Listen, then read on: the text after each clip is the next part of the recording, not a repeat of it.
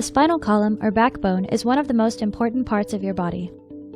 It provides the main support, allowing you to stand upright, bend, and twist.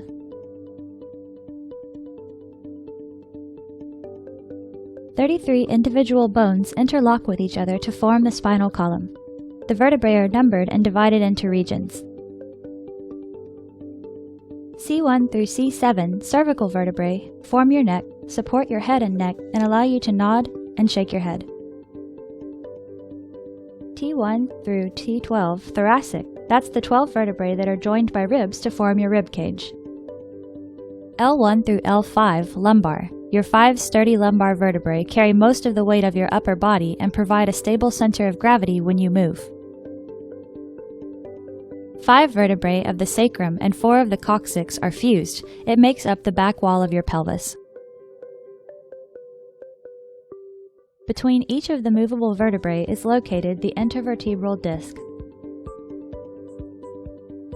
Intervertebral discs consist of a thick outer layer with a crisscrossing fibrous structure, annulus, that surrounds the soft, gel-like center, the nucleus. Discs function like shock-absorbing springs. The annulus pulls the vertebral bodies together against the elastic resistance of the gel-filled nucleus. When you bend, the nucleus acts like a ball bearing, allowing the vertebral bodies to roll over the incompressible gel. Each disc works in concert with 2 facet joints, forming a spinal motion segment. The biomechanical function of each pair of facet joints is to guide and limit the movement of the spinal motion segment. The surfaces of the joint are coated with cartilage that helps each joint move smoothly. Directly behind the discs, the ring-like vertebral bodies create a vertical tunnel called the spinal canal or neural canal. The spinal cord and spinal nerves pass through the spinal canal, which protects them from injury.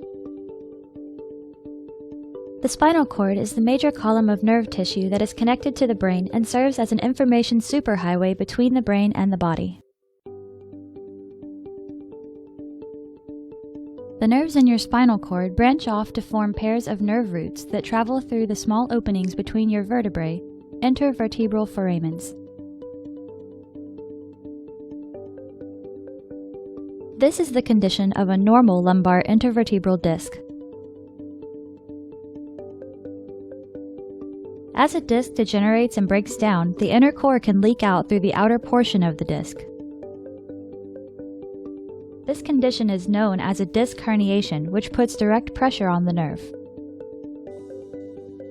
Lumbar herniated disc symptoms include low back pain, legs and buttock pain, leg numbness, and tingling. Endoscopic lumbar discectomy is a minimally invasive procedure for treating lumbar herniated disc.